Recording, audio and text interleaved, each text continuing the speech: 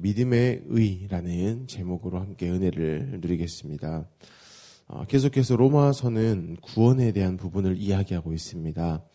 그런데 로마서 3장 20절까지의 내용을 보게 되면 왜 인류가 이러한 역사와 이러한 현실 위에 살고 있는지 그 이유를 말씀하고 있죠. 그 이유가 바로 인류가 하나님을 선택하지 않았다라는 것입니다. 하나님을 외면해버리는 선택을 했기 때문에 우리가 이러한 삶들 가운데 있다는 것이죠. 모두 심판 아래에 있는 현실, 그것을 살아간다는 것입니다. 하지만 하나님께서는 이러한 심판 아래에 있는 우리의 그 현실 그대로만 두시지 않고요. 그 현실 가운데 뛰어들어 오셔서 바로 은혜 가운데에 살도록 하셨다라는 것입니다. 바로 예수의 시대를 열어버리셨다라는 것이죠. 그로 말미암아서 우리는 은혜의 현실, 구원의 현실을 살게 된 것입니다. 그런데 이러한 일들, 하나님의 자녀된 우리가 하나님을 외면하는 선택을 해서 하나님의 진노 아래에 있는 그 심판에 살다가 우리가 너무나 불쌍해서, 우리가 너무나 짠해서 하나님이 갑자기 예수 그리스도를 보내주셔서 우리로 하여금 구원의 그 삶들을 살아가게 하신 것이 아니고요.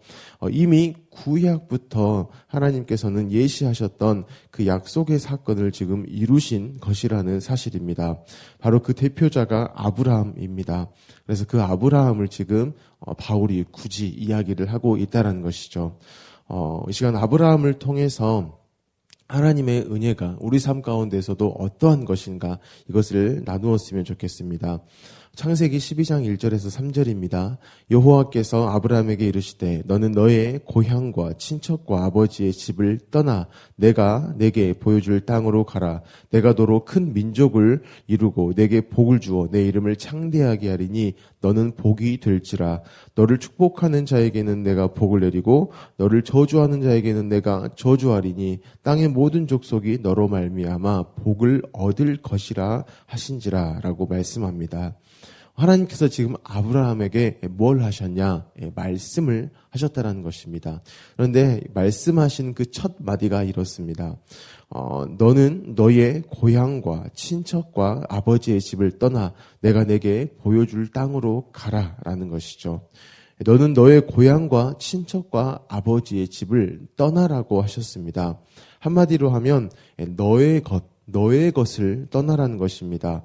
너를 너로서 규정해주는 고향, 친척, 아버지의 집을 떠나라는 것이죠. 아브라함을 아브라함으로 여기게 하는 그것에서 떠나라는 것입니다. 단순히 거주지를 지금 옮기라는 것이 아닙니다. 이제 다시는 친척들을 나 몰라라 해라 이러한 말씀도 아니죠. 바로 아브라함의 정체성을 말씀하시려는 것입니다. 하나님께서는 그 아브라함의 정체성, 그것에서 떠나라고 말씀하신 것이죠. 그 이유가 바로 뒤에 나옵니다. 내가 내게 보여줄 땅으로 가라라고 말씀하신 것이죠. 땅은 단순히 이러한 집을 짓고 사는 그러한 대지 이것을 말하는 것이 아닙니다. 땅은 정체성을 뜻하죠. 그렇기 때문에 우리에게 있어서도 한국 땅 이렇게 이야기를 들으면 단순히 그냥 지도 안에서 중국 옆에 있는 이런 반도 이것을 생각하지 않습니다. 삼면이 바다, 70%는 산이고 30% 정도만 평야인 그러한 개념으로서 땅이 우리에게 다가오진 않죠. 우리에게 있어서 한국 땅은 그야말로 우리의 존재 또한 우리의 기쁨과 슬픔 이 모든 것들을 다 담고 있는 그런 의미라는 것입니다. 그렇기 때문에 내가 내게 보여줄 땅으로 가라라고 하신 것은 그냥 짐 싸서 이사 가라 이것이 아니고요. 내가 이제 보여줄 땅 그 땅 가운데에서 함께 살자고 하시는 것입니다. 그 말씀을 하신 것을 기점으로 해서요. 이제 내가 너를 더 이상 우상 숭배하는 인생, 그러한 땅 가운데에서 사는 인생이 아니라 내가 너와 함께함으로 인해서 은혜의 삶을 내가 너에게 이끌어가겠다. 너의 정체성은 이제 나로 말미암음이다. 이것을 하나님께서 말씀하셨다라는 것입니다. 그 은혜의 삶, 하나님과 함께함으로 말미암아서 이루어지는 삶, 그것을 바로 2절 3절에서 말씀을 하십니다. 내가 너로 큰 민족을 이루고 내게 복을 주어 내 이름을 창대하게 하리니 너는 복이 될지라. 너를 축복하는 자에게는 내가 복을 내리고 너를 저주하는 자에게는 내가 저주하리니 땅의 모든 족속이 너로 말미암아 복을 얻을 것이라 하신지라라고 그 은혜의 삶, 하나님이 함께 하심으로 인한 삶의 내용을 이야기하신 것입니다. 바로 큰 민족을 이루시는 것이죠. 아브라함의 이름을 떨치게 한다라는 것입니다. 그리고 아브라함이 복의 근원으로서의 일을 하게 되어지고 그로 말미암아서 모든 족속이 복을 얻어버리는 그 일들을 하신다라는 것이죠. 이것이 바로 하나님이 아브라함에게 약속하신 은혜의 삶의 실제 모습입니다. 그런데 이때에 우리가 이런 말씀들을 이해할 때에 하나님이 이러한 일들을 하시는구나, 아브라함을 통해서 이 일을 하시는구나 라고 할 때에 마치 아브라함이 그 일이 이루어지는 데 필요한 도구로서 생각되어질 수 있습니다. 하나님이 지금 아브라함을 통해서 없었던 어떤 것, 이러한 결과들을 지금 만들어 내려고 하시는 것이구나, 이렇게 이해할 때가 있습니다. 이것은 잘못된 이해입니다. 마치 이런 것이죠. 회사에서 직원들을 채용해서 월급을 이렇게 줍니다. 월급을 주는 이유는 그 회사에 이윤이 있게 하기 위해서입니다. 그 월급 이상의 매출을 만들어 내라는 것. 그래서 하나님이 아브라함을 도구로 삼아가지고 큰 민족을 이루시겠다라는 것, 이러한 접근이 아니라는 것이죠. 하나님의 목적은 무엇이냐면 큰 민족을 이루시는 데 있어서 아브라함으로 하여금 그 말씀을 하신 그분의 어떠하심을 경험케 하신다라는 것입니다.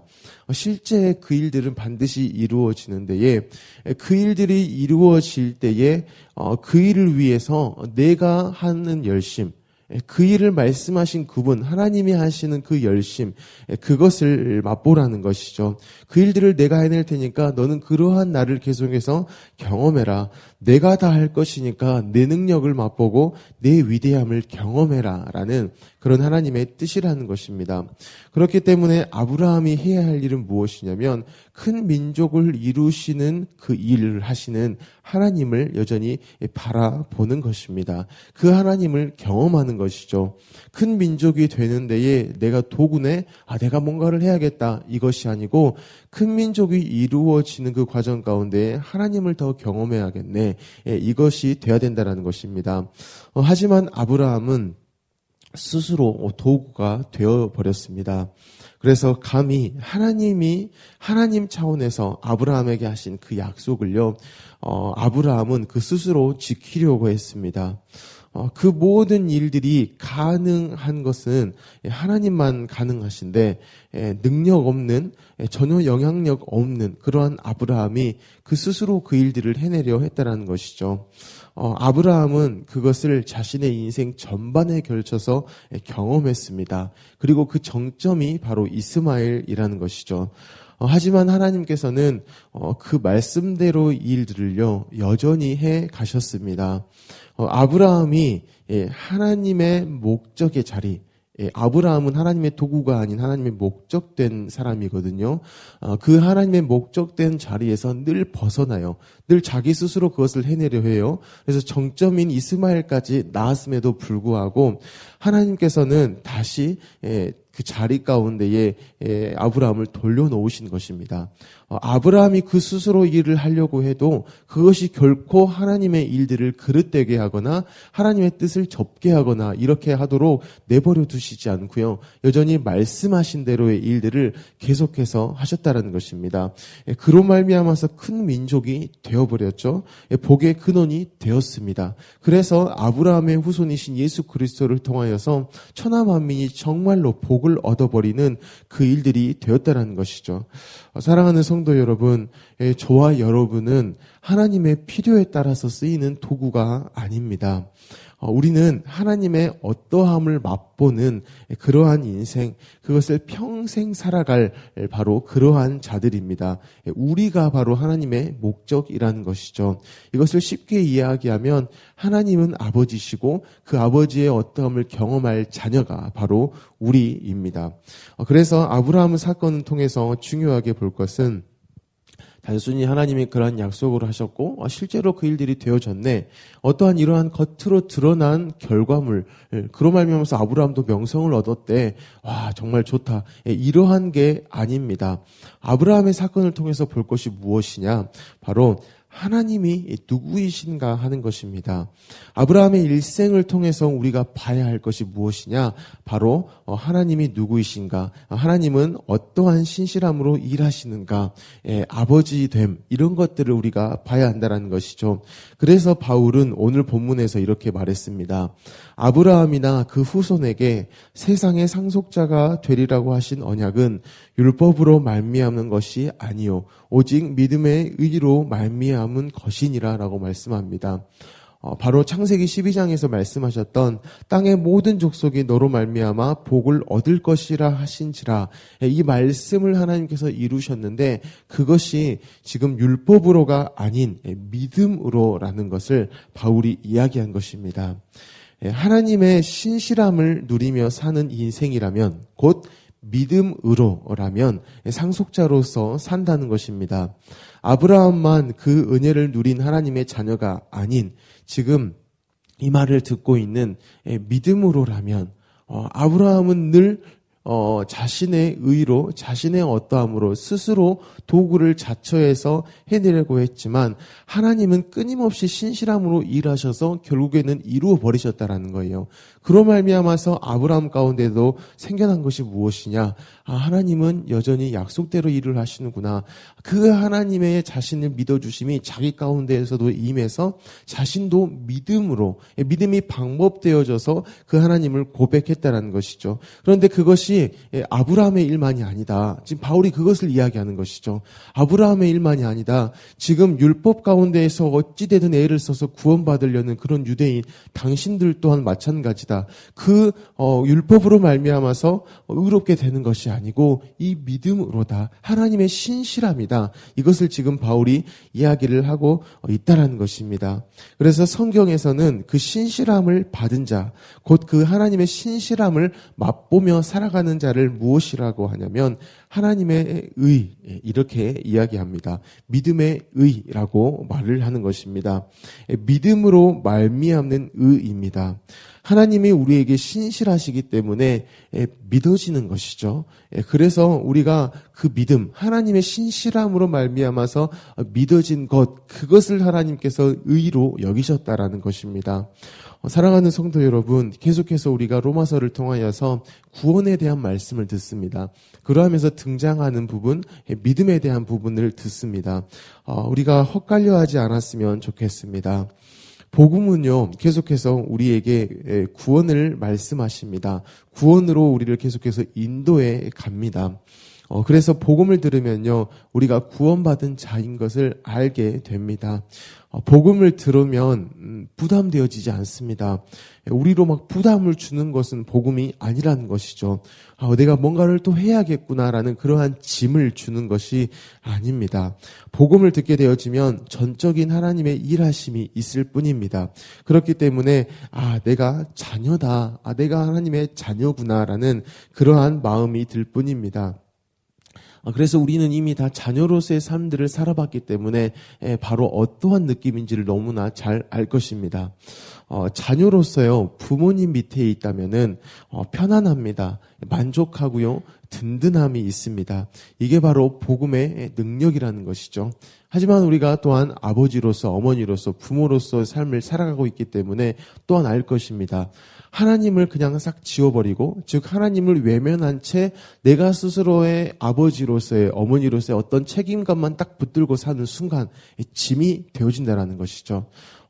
저는 이제 결혼해서 아이를 낳은 지 3년, 4년밖에 안 됐습니다. 곧 부모 된 지 그 정도의 연수밖에 안 됐어요.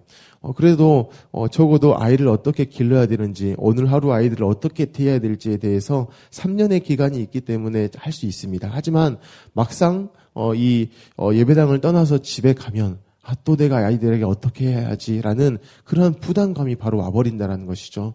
기껏 3살 아이입니다. 그런데 이미 여러분들은 적어도 3살 이상 자녀를 지금 다 출가시킬 만큼 하셨기 때문에 수많은 아버지로서의, 어머니로서의 부담감, 뭔가를 해야 되는 것, 이런 것들을 잘 아신다는 것이죠.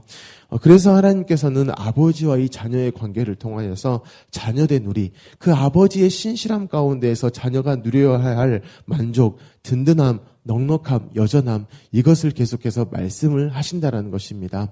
사랑하는 성도 여러분, 오늘 하루 복음을 듣고요, 계속해서 아버지의 신실함을 우리가 계속해서 봤으면 좋겠습니다. 그래서 아버지의 신실함 때문에 생긴 믿음, 그 믿음으로 그 믿음을 주신 분이 바로 우리에게 이렇게 말씀을 하신다는 것이죠. 야, 너희 믿음이 있다. 너희 믿음이 있어. 내 신실함이 항상 너희를 향하고 있기 때문에 너희 믿음을 가졌어. 내가 바로 그 아버지야. 너희 믿음이 있다. 그것을 바로 의로 여기시는 그 하나님을 기억하시면서 오늘 하루를 살아내시기를 예수님의 이름으로 축복합니다. 아멘. 우리 주신 말씀을 가지고 함께 기도하겠습니다. 하나님께서 우리에게 믿음의 의를 말씀하셨습니다. 하나님의 신실함 가운데 우리가 있다는 것이죠. 그 신실함 가운데 참여된 인생입니다. 그 신실함 가운데에 우리가 있다라는 것입니다. 하나님의 신실함을 계속해서 보게 하십시오. 그로 말미암아서 하나님이 누구이신가 우리가 믿게 되어지고 그 믿음을 의롭다고 여기신 그 하나님과 함께 오늘 하루를 살게 하십시오. 이 모든 말씀을 하시는 하나님께 집중하여서 나아가는 하루가 되게 하십시오라고 기도하시기 바랍니다. 유치부를 위해서 기도하실 때에 섬기시는 윤덕진 전도사님과 교사 순장님들을 위해서 기도하여 주시고요. 우리 담임 목사님의 가정과 건강과 성령의 충만함을 위해서 기도하시기 바랍니다. 나라를 위해, 민족을 위해, 북한 땅을 위해서, 또한 열방을 위해서 기도하여 주시고, 특별히 광신대학교를 위해서 기도하실 때에 수많은 호남권에 있는 이 교회들이 광신대를 생각하고 기도하고 또한 교회 형편에 따라서 실제적인 섬김들을 할 수 있도록 그러한 교회들이 되어지도록 우리가 함께 기도하기를 원합니다. 우리 모든 기도 제목을 가지고 함께 기도하겠습니다. 사랑이 많으신 하나님 너무나 감사합니다. 하나님의 사랑하시는 모든 인생 가운데 하나님의 신실하신 분이십니다.